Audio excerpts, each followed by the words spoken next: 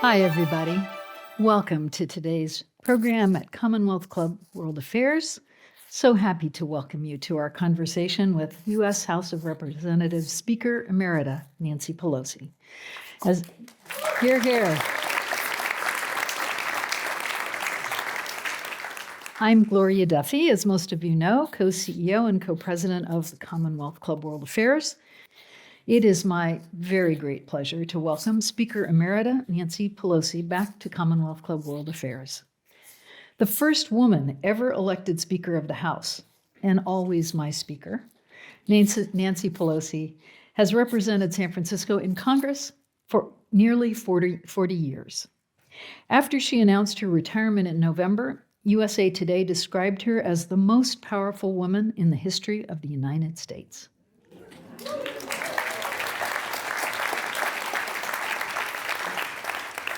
Among her proudest legislative achievements are the Affordable Care Act, which extended coverage to tens of millions of the uninsured, and the American Rescue Plan, which she shepherded through a divided Washington during the COVID pandemic. She was also a driving force behind the Inflation Reduction Act of 2022, a landmark piece of climate legislation. Locally, she was a leader in the fight against HIV and AIDS, and she championed the preservation of the Presidio as a public park.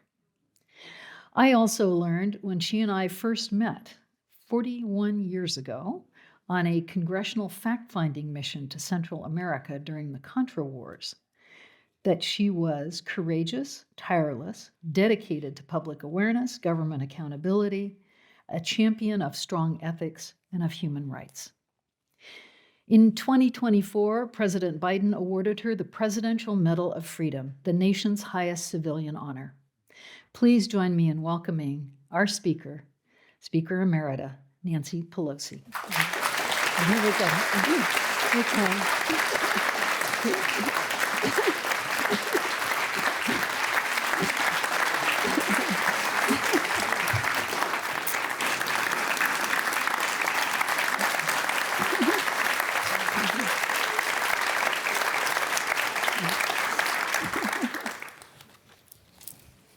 Welcome.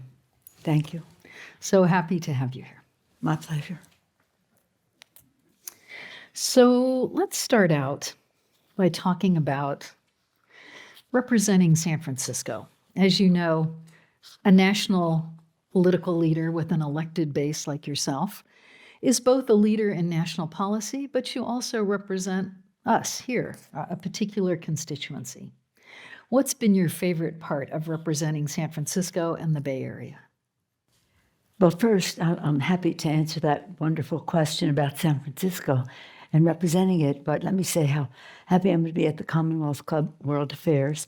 Under your leadership, you mentioned that we go back over 40 years in terms of our friendship, but you have to know my fanship of Gloria, Madam President, is that what I call you? Duffy, when we were on that trip all those years ago, I wasn't a member of Congress yet. I wasn't even thinking about running for Congress. And when we went there, Gloria was really our security expert. She was someone we looked to for guidance, for just strategy on how we would conduct ourselves on this trip, because we were still in the Cold War.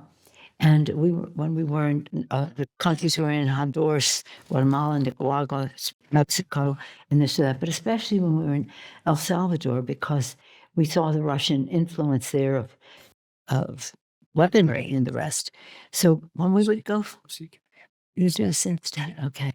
When we would go to the, like for example, an airfield or an Air Force base, the rest of us would be looking around, but Gloria would be writing.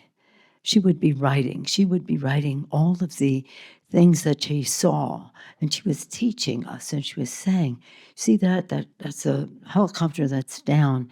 It's probably not going to go up because what's important with weaponry is spare parts. Spare parts are sort of a negotiation among in the world of weaponry and the rest. But it just really opened a door to us to see things a very different way strategically as to what was happening in those countries vis-a-vis our own security in our country. As you know, she is the foremost authority on Russia, well, the Soviet Union, then Russia, and someone we look to with great pride and anticipation.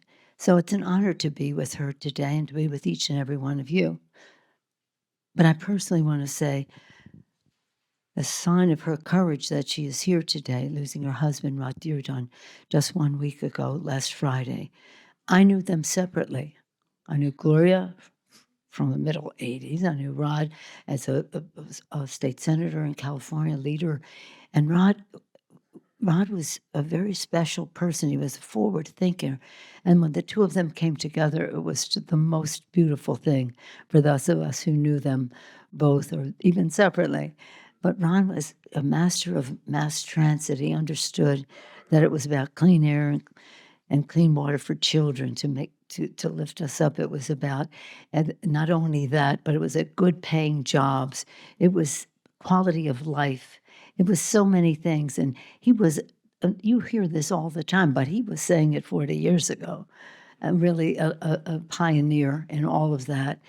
Thank you for your courage to be here today. And I said, I can do this anytime you want, but she said, we will do it on the designated day.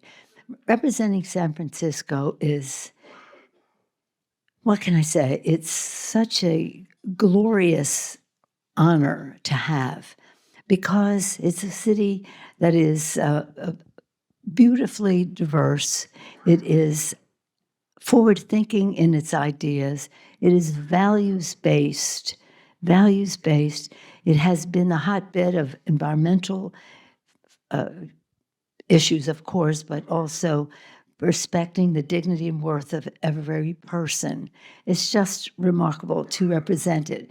And then they gave me the latitude, after I was there a while, to then become Speaker of the House and travel the world to bring the message of San Francisco, not only to the Congress, but to the world.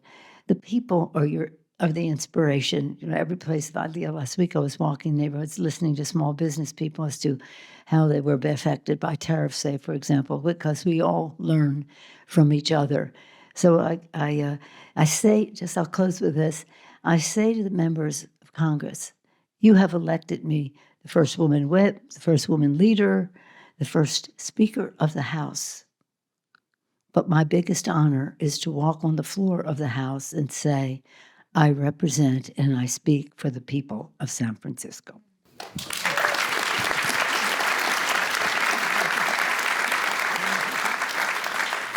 And the Bay Area.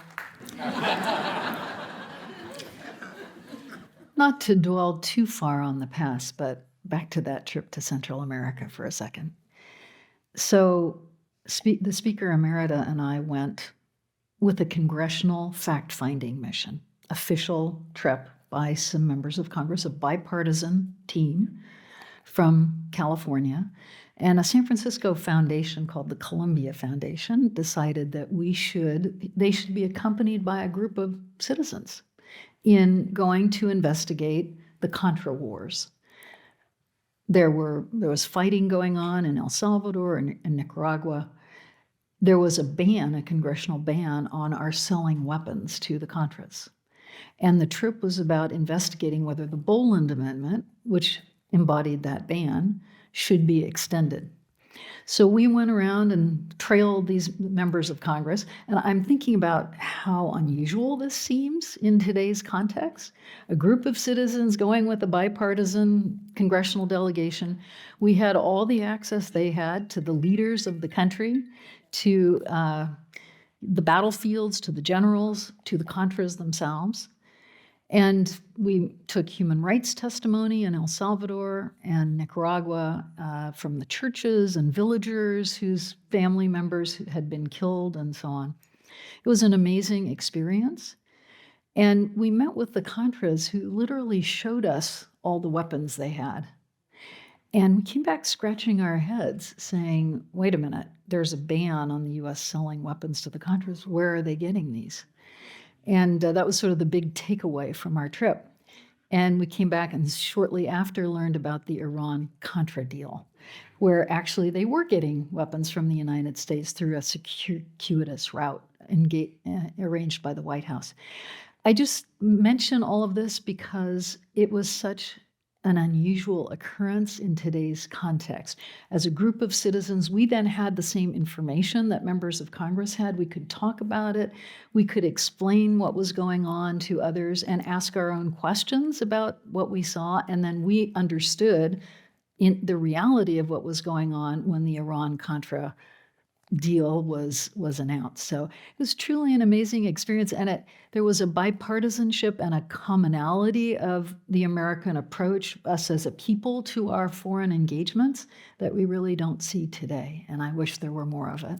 Well, we have to get back to that. That's absolutely for sure. But the Iran-Contra was an illegal act on the part of the government, and one of our locals here, John Kecker, actually prosecuted that case in Washington, D.C.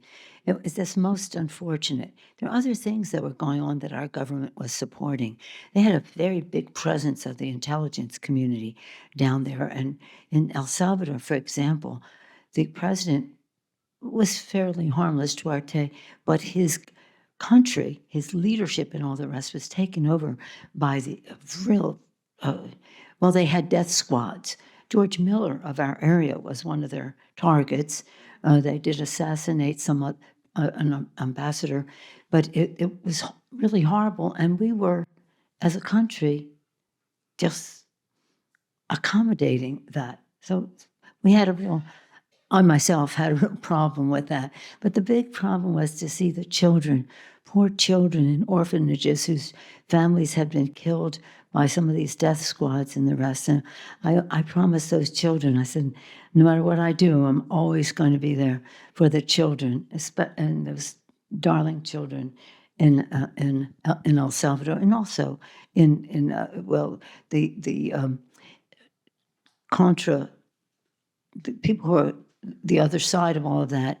The children went to Tegucigalpa, to Honduras, and we saw some of the children there. But anyway, that was then. This is now. That was bad.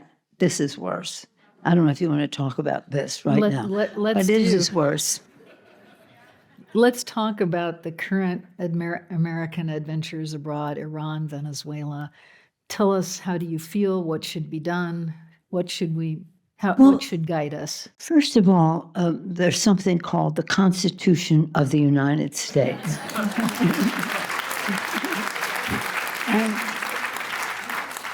And we take an oath of office to support and defend it. Now, this may sound self-serving as former Speaker of the House, but the Speaker is the only member of Congress mentioned in the Constitution. And why I mention that is because the founders had a special role for the House of Representatives in the Constitution.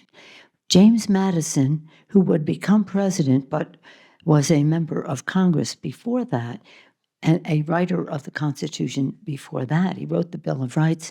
He was disappointed that it couldn't be in the Constitution, but moved forward at the same time with it. But so in any event, the Bill of Rights, James Madison.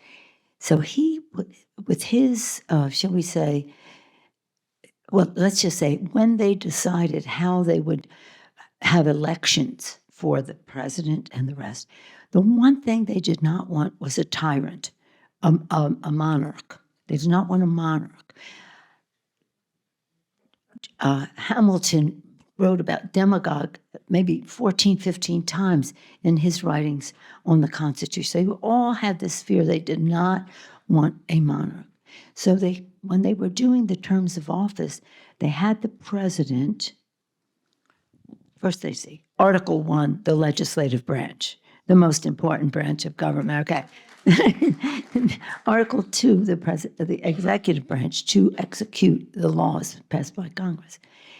But when they had the elections, they had the president for 4 years, and they had the House for 2 years, with the idea that the president would be elected for 4, but in the immediate next election would be a referendum on the president.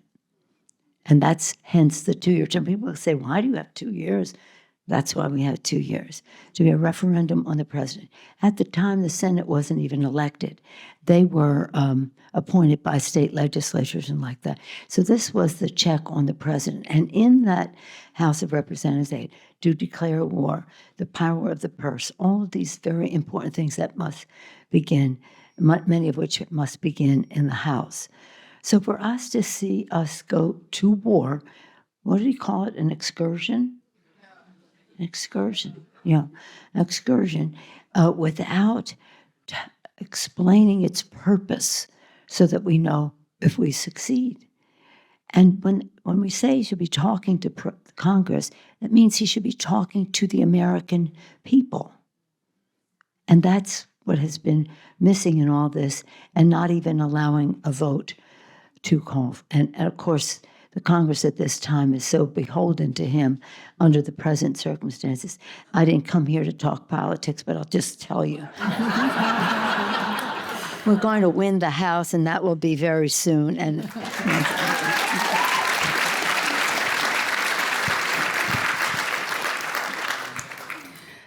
where did your deep enthusiasm for being in touch with the people and representing the people's wishes come from in your life? okay. Well, I was raised in a political family. I mean, I was born in Little Italy in Baltimore, Maryland. It was a place where we were devoutly Catholic, proud of our Italian-American heritage, fiercely patriotic, and staunchly democratic. And we saw the connection between faith, believing in the goodness of people, and therefore we were there for the people. Now, when I was born, my father was in Congress. When I was in first grade, he became the mayor of Baltimore.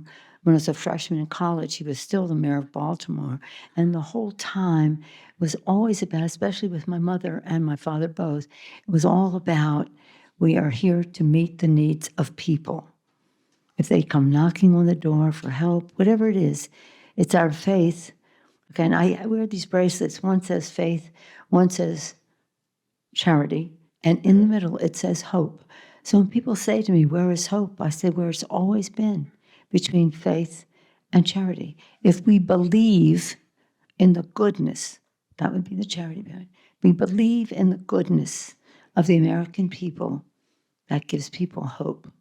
Our founders inherently believed in the goodness of the American people.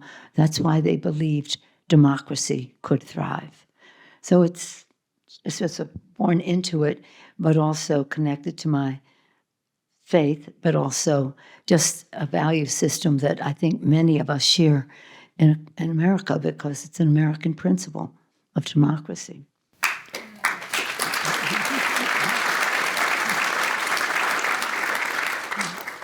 I still remember about 1999, you and others suggested that I run for Congress in the then 15th Congressional District. And I remember a long ride on the train home to Santa Clara County. And we were talking on the cell phone, and the calls kept dropping. And but we kept calling back. And you told me that if I ran for Congress, on the weekends, I could come home and set up a table in shopping centers and talk to constituents. And I still remember that, you in the height of your influence and power, thinking about the joy of doing that.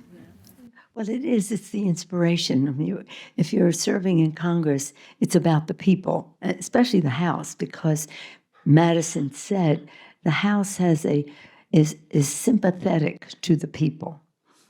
Now, when I was setting up my tables, they were ironing boards. We set up ironing boards so we could, register at the same time. We don't do the same. So one time, when my children were little, I had 5 kids in 6 years and 7 days. I keep reminding the Archbishop. And my kids came in running. We were visiting a friend in San Francisco. We were new here. One of the little ones came running and said, "Mommy, Mommy, they have a funny table in the other room." And I said, "Oh, but don't mock their furniture. We're guests, you know." I go in and it's an ironing board. And so my friend who said, "I guess you don't do too much ironing." I said, "I don't do any. We just flatten it out of the dryer. And by the way, that's the children's task."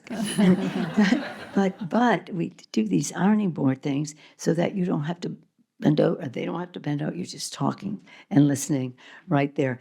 But look, there are many ways to make a contribution. There are many ways to convey ideas and to listen to ideas.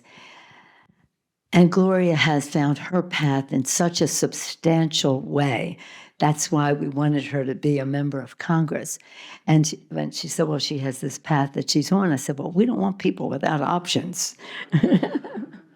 But congratulations for all you've done. And even to the structure that we're in, we wouldn't be here without your, as you say, getting the job done. Thank you. I was just impressed that the thing you picked out to sort of paint a picture of for me was the direct relationship with constituents, that you obviously took a lot of pleasure and joy in that yourself. So your 2 tenures as Speaker, major differences? Well, it's actually 4 terms, but 2 sets, yeah. And let me just say, I never intended to run for Congress. I mean, I was shy. I mean, I was. And they came to me and they said, you have to, Sala Burton, you must run, you must run, you must run. So I said, well, I've never had that ambition. I was chair of the California Democratic Party, the biggest party in the country. I thought I was really important, mom with these kids and chair of the party. And I never thought about running for office. And then so I said to my kids, now 4 of them are in college by then, and 1 of them is going to be a senior in high school. So I went to Alexandra, our youngest, who's now a filmmaker, but she was going to be a senior in high school. Said, Mommy has been asked to run for Congress. I've never had that ambition. I've said no a million times, but they keep insisting that I should be the one to run. I love my life. I don't want to, it would be better if it were 1 more year when you were in college, but here we are. So I want to have your answer. Any answer is fine. And here's what it would be. If I win, because I don't know if I'll win, I just have to run. But if I win, I'll go to Congress. I'll be gone about 3 nights a week. 4 days, 3 nights a week, but I'll be here on the weekends. And I love my life, or I can stay here and continue until you go to college. Any way is fine with me. Mother, notice I said, Mommy, Mother, get a life. This was a long time ago. I never heard that expression before.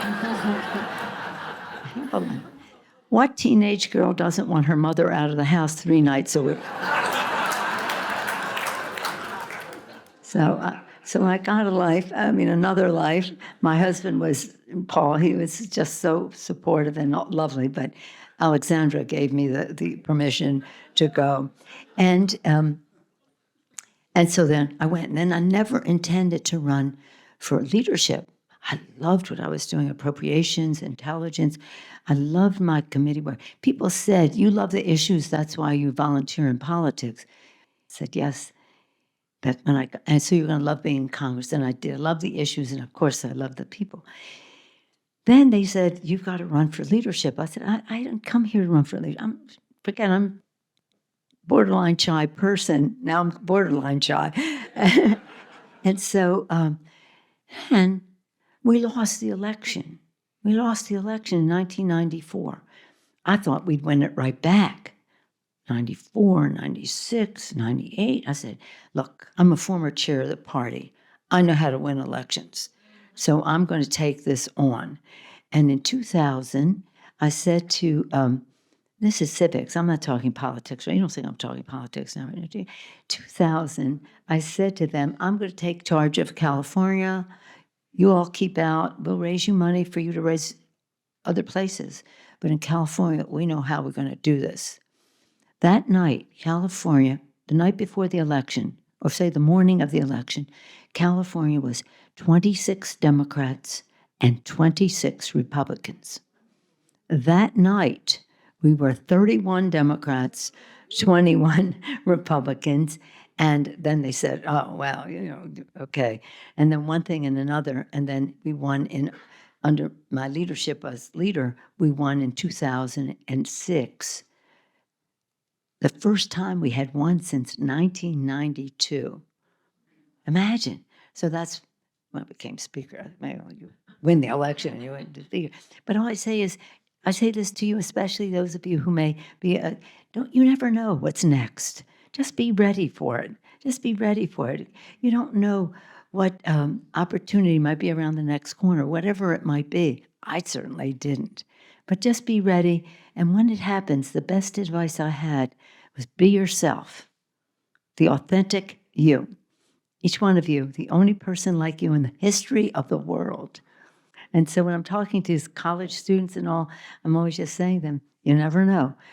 Be ready, be yourself, know your power, and know your why. The power of you and the why of you. My why was the 1 in 5 children who live in poverty in America go to sleep hungry at night. I couldn't even fathom that. And of course, that's what took me from the kitchen to the Congress, and then later from a housewife to House Speaker. For the children in America, the children in El Salvador, and all the rest. So it just happened. So it can happen to anyone. And so that's why I say to Gloria, we don't want people without options. You have all the options in the world. We're so proud of how you have used all of your knowledge, your skill, your talent, your strategy, your vision, and all the rest. Now, as the leader, the president of the Commonwealth Club World Affairs, a beautiful venue for people to come together, try to do things in a nonpartisan kind of way, but just to appreciate the differences that we have and try to find our common ground. So, housewife to House Speaker, you obviously have some very special skills, personal skills. I know fundraising is one of them because I know how one of the things I observed on our Central America trip was you in the lobby of the hotel in Managua in the middle of the night making your fundraising calls for the California Democratic Party. California Democratic Party. Absolutely. What are your special skills that have enabled you to succeed with those major pieces of legislation to bring people together? What qualities do you have? I don't know. I don't know. The thing is that it's all about a collaborative effort. One of my favorite words is collaboration. Collaboration is so magical because if you have a mission and you're collaborating with people and you don't care who gets the credit, you can accomplish almost anything. And it's about listening. Listening. You learn when you listen. I don't learn when I'm speaking. I learn when I'm listening. And listening, finding common ground, being respectful of other people's priorities, and then just at some point you hit, this is my guidance. What is the vision? No, as I said earlier, we don't know why we went to war. What is the vision? What do you know about, what is your, in furtherance of that North Star, that vision, what do you know about what you're setting out to accomplish? Vision, knowledge. When you have knowledge, people respect your judgment, so you attract people to it. Strategy. How are you going to get it done? Why, what, how? Strategy. How are you going to get it done? You must have a plan. And then then you have to show people what is in your heart about all of this, the empathy that you have for people, the love that you have for people, that we have shared purpose. And when you show your knowledge, your vision, your knowledge, your strategy, and the rest, you have to show them that plan, that strategy. When you have a plan, then people will follow. If you have shared values and they respect your judgment. But it's all a joint effort. It's all working together. That's really what it is. When I say working together, it's reminded me when I was in college, I went to John F. Kennedy's inauguration. It was you read about it in the history book. It was my youth. Your history, my youth.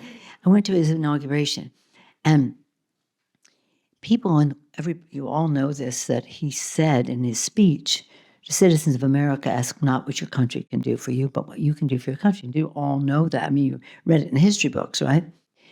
The very next sentence in the speech, he says, and this is what hit home for me because I was studying this in school. He said to this, countries of the world, ask not what America can do for you, but what we can do working together for the freedom of mankind. Here he was putting forth America as a leader, but not condescending, collaborative, working together. And that for me was really a guide because it was America together with these countries, not, again, bossing them around, but leading for the freedom of mankind, which is so important. So that working together, I guess, is what made me have some of the successes I had, but I never would have had them without the courage of the members to take the votes and the outside mobilization to win the public's favor on it. So I'm a big believer in when you go on a path, make sure the public is with you because your job description and your job title is the same, representative. And so again, everything we accomplished, we did because we had outside mobilization.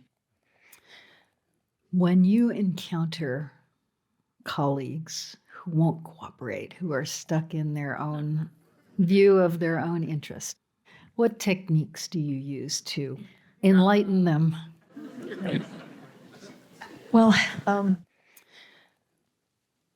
here's how I see it. Okay. I consider all the things that we do like a giant kaleidoscope.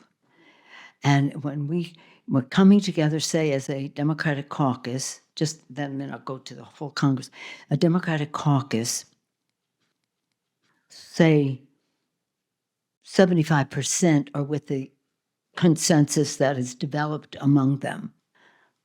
And then some may not be.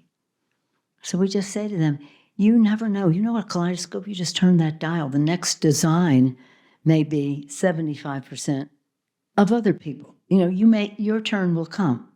So this half the room may be all in agreement and this side not. And then it may be the back of the room to the front of the room. But everybody is a resource to you, one way or another, when that kaleidoscope. So we just say to people, the consensus is how we will go forward. And another bill, you may be leading the consensus and you want others to come with you. So it's like a giant, I considered myself a weaver, that I'm at that loom and I'm saying to them, every single one of you is an important thread in what we are developing. Every single one of you. This tapestry doesn't work unless we're all together. Our diversity is our strength. Our unity is our power. And so we talk each other into it.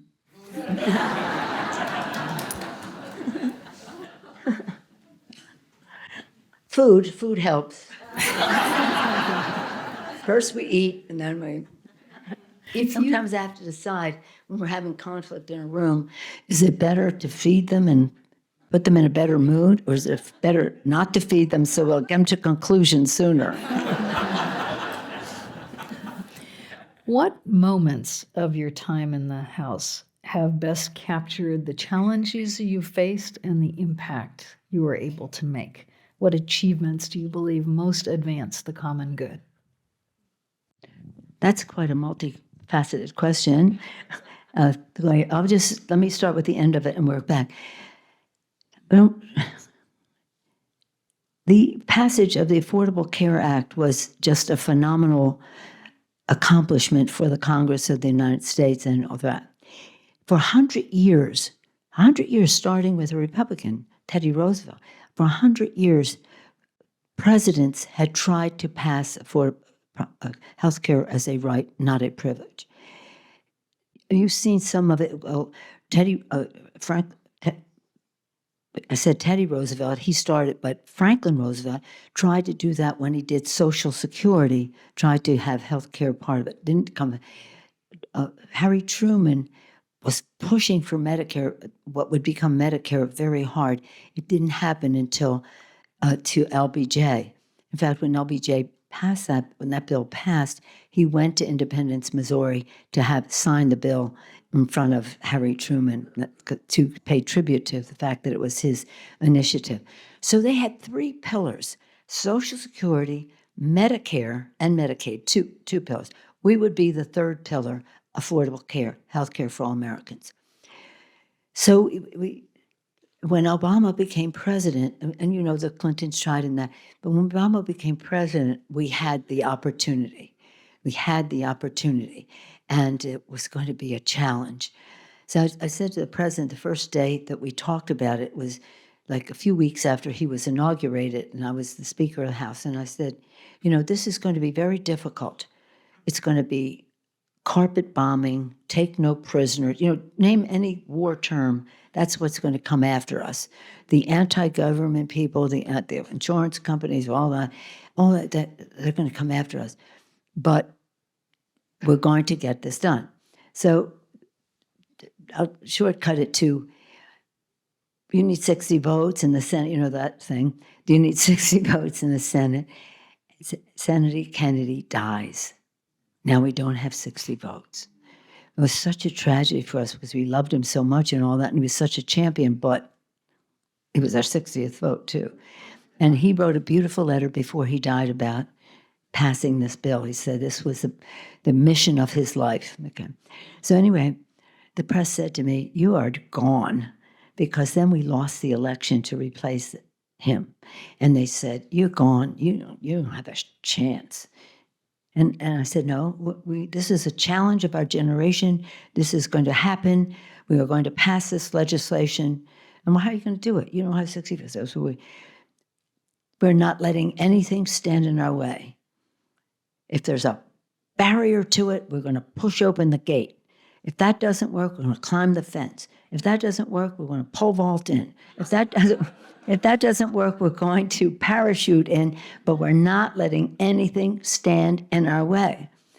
So when we did it, they said, "Which one did you do?" I said, "We pushed open the gate."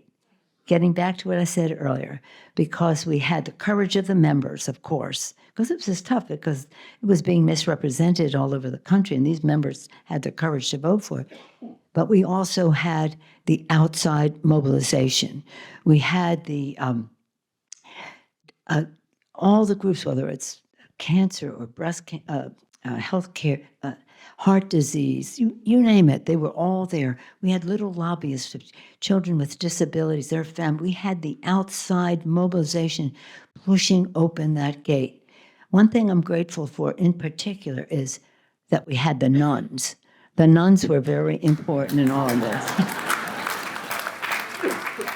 because we didn't have the bishops. We had the nuns. And 40,000 of them wrote a letter saying, "Pass this legislation." So we countered the bishops with that. There are a few bishops. No, that. It was a bad time. See, because they kept misunderstanding. We didn't have abortion in the bill. It wasn't in the bill. Some of the people who were the staunchest pro-life people on the Democratic side voted for the bill because they knew it wasn't there. But the bishops were, I don't know, We had the nuns. And I'm a staunch devout Catholic. We didn't have the bishops. So outside mobilization, very important. Good old grassroots politics. We have some mobilizations going on now against the current administration, its policies, against the interventions abroad. Where do you see grassroots mobilization, outside mobilization, being effective or having the potential of being effective in the situation we're in politically now?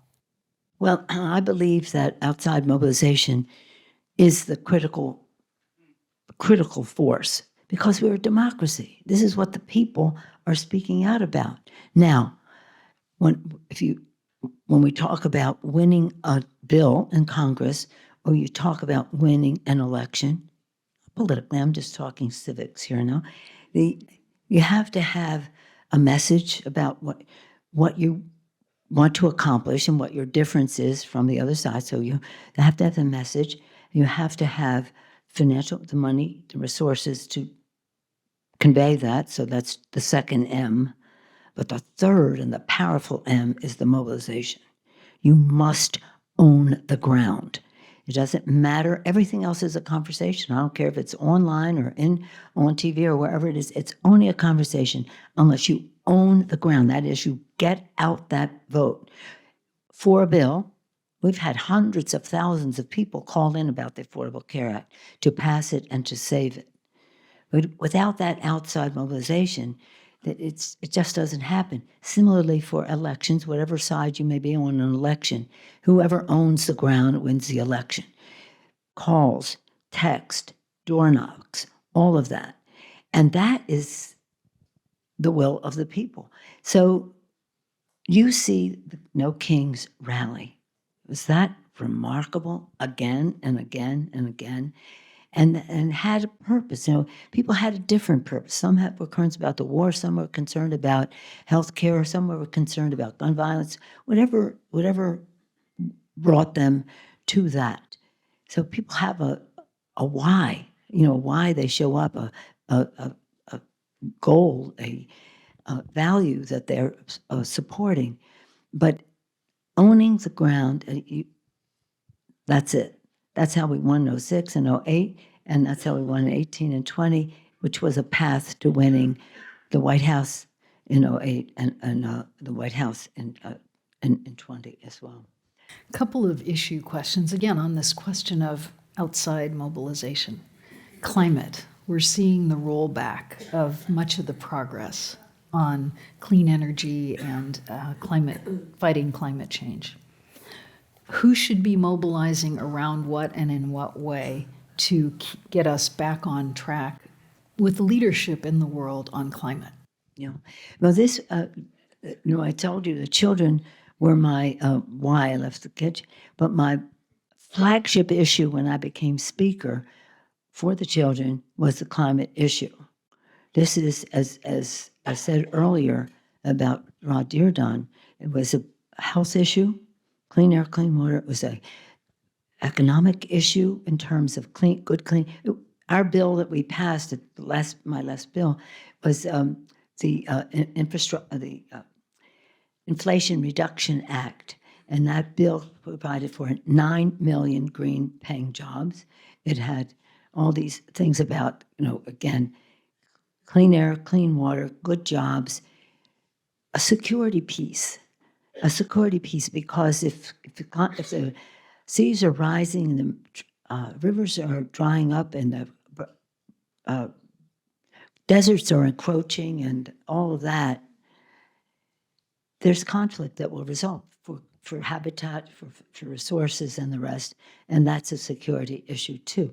And it creates a lot of migration, which has become a security issue as well.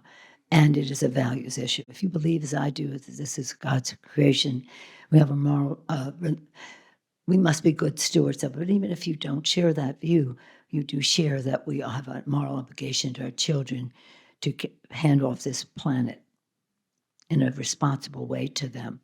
So we must take, now that White House, I don't use the names. The White House is they've tried to take down all of that stuff that we did in the Inflation Reduction Act. In that bill, we had $360 billion to save the planet.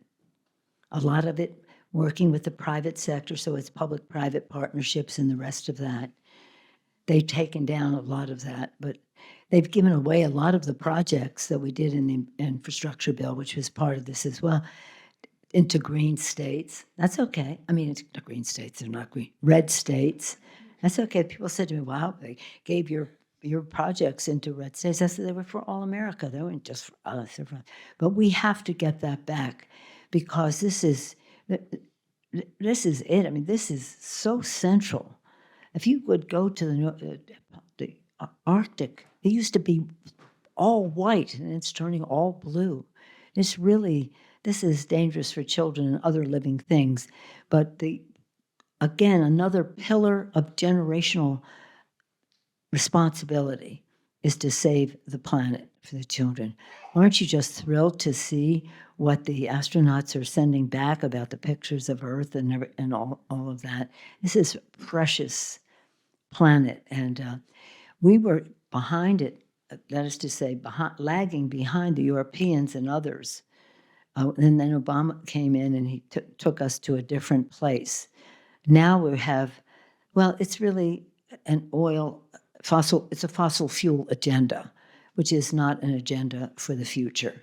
So again, in fewer than, May, June, July, August, September, October, and then November, fewer than 7 months, less than 7 months altogether, we'll be in a position to restore some of what was lost, but certainly to fight for the planet. This is really important in every way, and we will not stop the fight because big money on the dark side comes in and has an impact on the policy.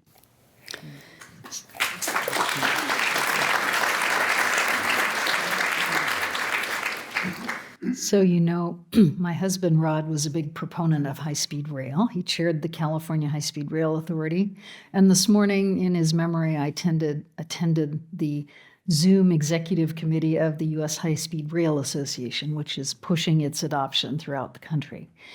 He supported that because transportation is the #1 contributor of greenhouse gases. And he saw what is happening all over the world, everywhere else in high-speed rail, and tried to get it developed in California and the nation here as a climate change measure. California high-speed rail nationally. I would be remiss, having attended their meeting this morning, if I didn't ask you, how do we get that back on track? Well, we have to get it back on track. I mean, it's almost like saying to 100-some years ago, we're not going to have any telephones. What is it that we want? We want quality of life, to keep people out of cars, not have them in cars as long as they would have to be without. Because the Rod was not just high-speed rail, it was all mass transportation and the earlier versions of it. So he understood as a leader and teacher to all of us about how important it was. And he also taught it as a housing issue. In other words, if you want to work in San Francisco or Silicon Valley, you might not be able to afford to live there. But if you have mass transit that can get you to work in a short period of time, and you can live in a place that is more affordable, then transportation is not only a health issue and a transportation issue, it's a housing issue as well. And certainly in California, where the disparity in cost of living, of housing, is so drastic. In any case, the president has taken out our money. Did I call him the president? The administration has taken out the... We have to do this thing when we do it in a very respectful way and bring people together. It's just so hard after what he said on Easter Sunday. Christ is risen and he is doing whatever he was doing. But in any case, we got that money from the Biden administration, and before that, we had some as well, investments from the state of California and from the people of California who voted to have the opportunities, the initiatives that would fund such a thing. But it is happening. I've been on high-speed rail in China, in Japan, in other places. It's time. For example, just to give you an example, when I was in China, I've been fighting with the Chinese since Tiananmen Square, but we do work on some climate issues and stuff. I said, I want to go to the city where they were making some technology for climate. So they said it will it's 3 hours by car, but we're going to take you by high-speed rail. 29 minutes. 29 minutes, which means you could commute to that city or to Beijing. 29 minutes. I was in Japan, in Shanghai, when they were high-speed rail there, and they made me hold a cup in my hand, cup and saucer in my hand the whole trip. Nothing, just boom, straight away. And it's about time, the most finite commodity of all, time, people's time, just time. And we are deciding that our country is not, because they just want people in cars on the road buying gas. They don't support any electronic cars. That's all taken out now too, but in terms of federal policy. So it's a fight. It's a fight, but the longer it takes, the more it costs. That's what's so sad, is because you get court cases and the rest. So people say, why does it take so long? Well, because it's a big thing. It didn't take so long in China. They didn't, boom, they just, they just did it. But here we had some challenges and the rest.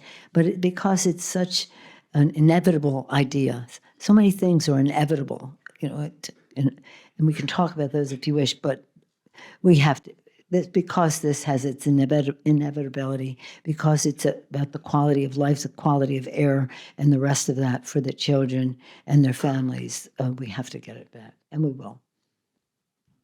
And I thank Rod for his tremendous leadership on it way early. That's called leadership, knowing way early. Thank you.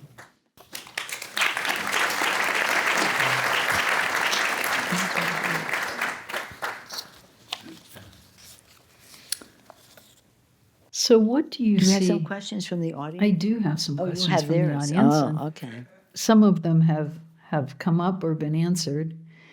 One is that it must be disheartening to see all the damage done by the Trump administration. Do you think we can ever recover from what has been lost? Yeah, well, somebody's getting political here. I don't know. Let's just go back to my bracelets. Love, faith, hope, and love. Our purpose is to honor our Constitution. That's the oath that we take. We had such visionaries who established our country. The greatest sentence ever written, that all men are created equal and endowed by their Creator by certain unalienable rights. Imagine that on the face of the earth. It had never happened before. And they sacrificed their lives, their liberty, their sacred honor, their fortune, and all the rest. They knew they'd be killed if they didn't win that war. They had the courage to declare independence, the strength to fight a war against the greatest naval power in the world at the time. And I say naval because the war was largely fought on water, rivers, the Atlantic Ocean, and the rest of that. And they won. And they won. This war was a real challenge. So here they are, courageous, strong, win, and values-based in terms of writing the Constitution. Thank God they made it amendable, because they had to compromise to create the country. So thank God they made it amendable. And since the beginning of our country, freedom has always expanded.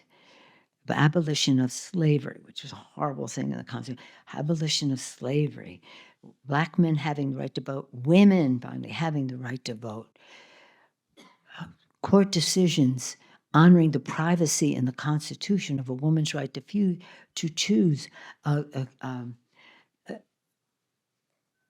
marriage equality, all of that, until now. Now we had the reversal of an expansion of freedom from the beginning of our country to now. Turning around the woman's right to choose, Roe v. Wade. In doing so, they violated the right of privacy in the Constitution and the precedent of the court, which they said when they were being confirmed that they would have. And then, so some of that, and when they passed the repeal of Roe v. Wade, they said, since privacy and precedent no longer matter, everything else is up for grabs. Imagine if they said that. I didn't say up for grabs, that is possible, okay. Whether that be Brown versus the Board of Education, or you name it, everything is subjected to the whim of what I call the rogue Supreme Court. It's terrible. But the thing is that we don't agonize about any of that. We just organize about how we can, the best antidote to if you consider that, and maybe you don't, but if you consider that poisonous, the best antidote to the poison is to win the election. And there are, in the public, the Republicans support many of the things that we share, that we have in common, whether it's background checks for gun violence, 80%, all like that. And yet, in Congress, that's not the way they vote, the Republicans, and that's not what the president is about. So my thinking on the subject is that when we win, and we will win, that we have to be respectful of other people's views, understanding of what their concerns are, but definite in reversing what they have done. Reversing that they would give $1 trillion, take $1 trillion out of Medicaid, $1 trillion out of Medicaid, $500 billion out of Medicare, hundreds of millions of dollars out of SNAP program of food for children and all, to give a tax break to the richest person in America. Yeah, we're going to change that, that's for sure. That's for sure.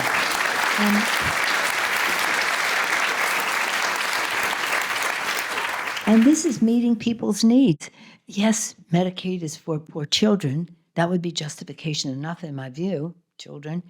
But a large percentage of it is for long-term care for seniors. It's a middle-income benefit.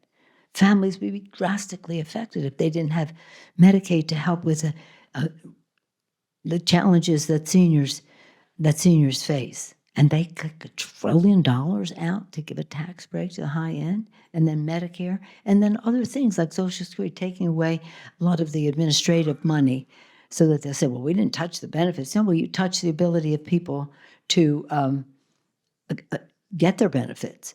So those kinds of things really affect the kitchen table. I have grave concerns about what they're doing to the Constitution of the United States. What's a democracy? Free and fair elections, rule of law, due process, freedom of the press, all those things, so important.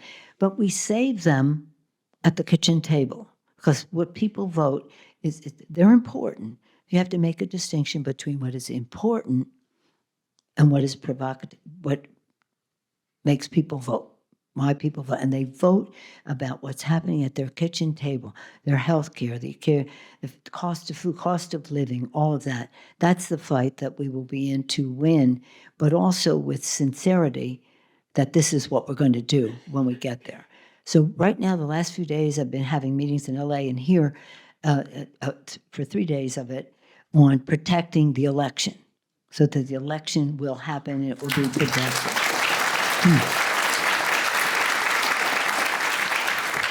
That's a civic duty. I'll just say on the side here. And my next step is to win the election, but okay, you don't have to worry about that. Protect the election and tell people what when we win, what we will do. And a lot of it will be to reverse some of what they do, but also to be thinking in a more positive way. I think it'd be important to just to say how respectful we have to be of everybody who votes in our country. One thing is there are people who they're over there. They're ungettable. That is to say, well, I won't even say.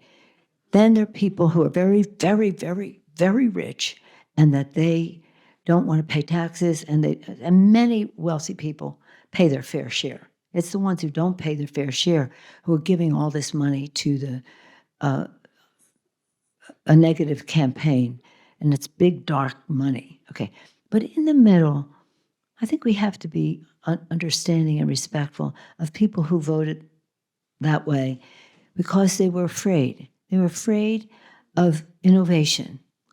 My father drove a truck, and now I thought I would, and my kids might. That was our family tradition. Now innovation is taking. Well, you can use any example you want in terms of innovation taking over jobs and AI and this or that may create more jobs, but nonetheless they have that fear. Secondly, globalization. There used to be a factory down the road. It was the town business, the coffee shop, the grocery store, all of it sprang from people having jobs at that factory down the road, and now that's in China or Mexico or someplace. So globalization. Now, globalization and innovation have their challenges in terms of jobs, and we had to what we did was infrastructure and other bills was to make sure that people understood they didn't have to have a college degree to get the jobs that we were producing, but nonetheless, that message wasn't as clearly presented as it needed to be. Innovation, globalization, and then the other one is immigration. Immigration has not taken many jobs that people would want to have, but it's still in their fear of something taking the place of the job that their father or somebody had. Because people care about themselves, but they care about their children and their families and what their economic opportunities will be. So again, being respectful, not just saying we and they, it's us and them. No, it's America. It's all Americans. And we want to be unifying in it and to have policies that, how can I say it, where certain things are not partisan at all. Shouldn't be partisan. Saving the planet shouldn't be partisan, but it is now. It shouldn't be. But some other things where we can bring people together because we listen, we respect their concerns, and we respect their fears, fears that people legitimately have. So I think we have a chance to not only reverse some of it, but in doing so, bring people closer together, and that should be our goal.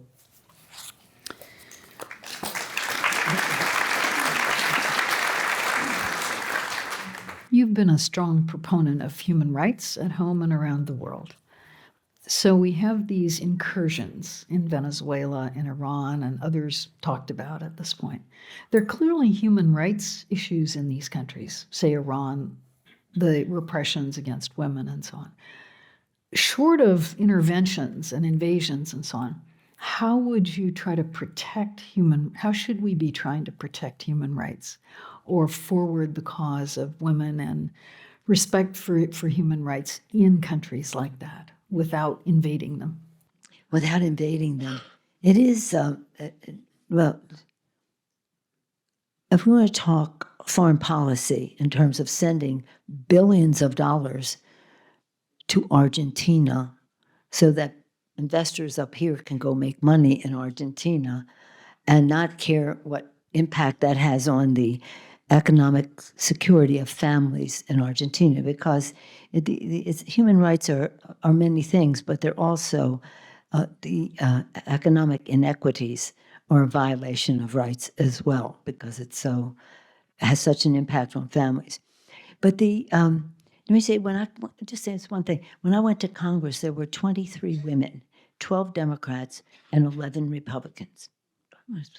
So I said, you know what? This is not right, and I'm a state party chair and know how to win elections.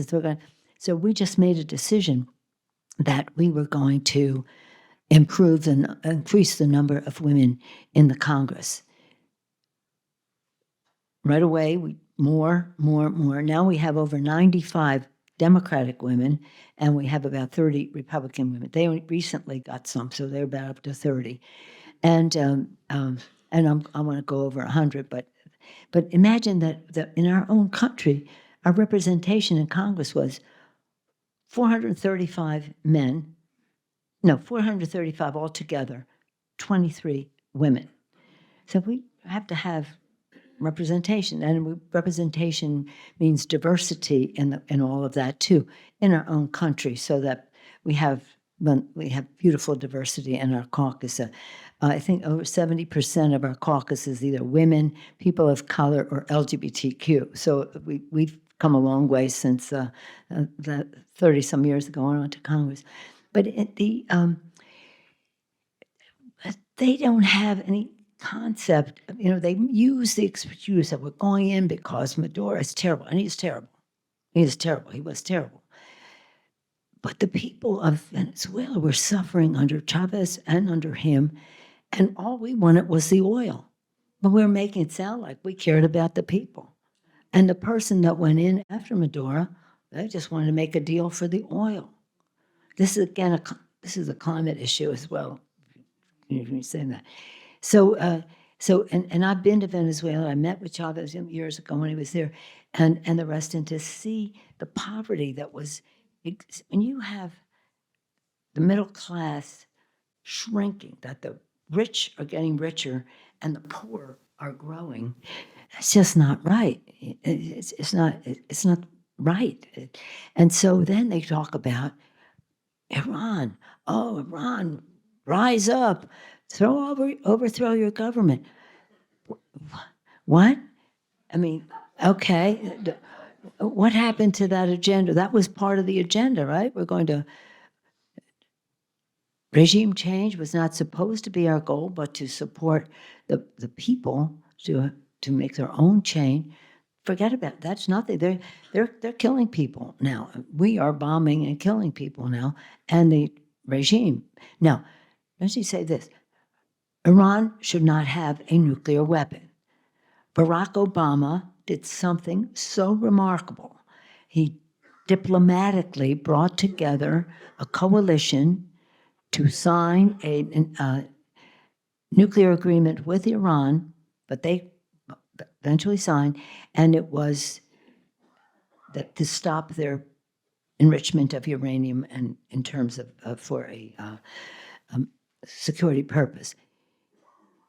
This president came in, threw it out, and decided to go to war to stop them from having a nuclear weapon. To bring the world together, even China and Russia, that was a masterful diplomatic feat on the part of Obama. And then to have his Secretary of Energy, who knew the nuclear issues backward, forward, so the Iranians knew they couldn't fool him. This was masterful. And then it comes in and throws it out. And makes no sense, but nonetheless, then to go into war to say, now we're going to stop that. And we stopped it, but we're still bombing. Well, did you stop it or did you not? So this is, what is the purpose? What is the strategy? What is the exit plan? Go read Clausewitz or something, because they will tell you have to have a purpose. You have to know what your end game is, and have to know when you're going to get out. And you know what? You have to go to Congress before you go to war. And that's the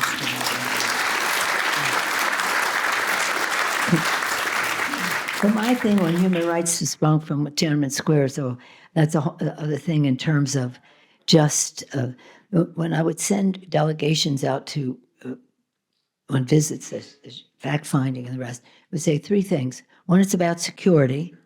It's always about security. Security of the United States is global security. Secondly, it's about economics. How do we improve our own economy, but also not at the expense of others, but how do we grow economies? And third, governance. How do they treat their people? And what is their corruption in their country? oh, when we look at economy in our country and what they're doing to giving tax breaks to high end at the expense of health care for children, or whether you see the corruption that exists in the White House. Well, I don't want to go down that path, but We are unfortunately out of time. So I would love to go on longer. Thank you, the most powerful woman in the history of the United States.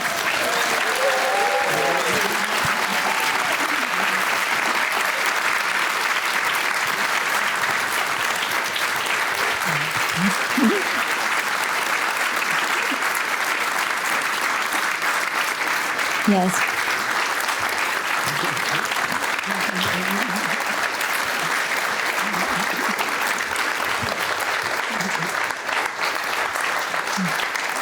Thank you.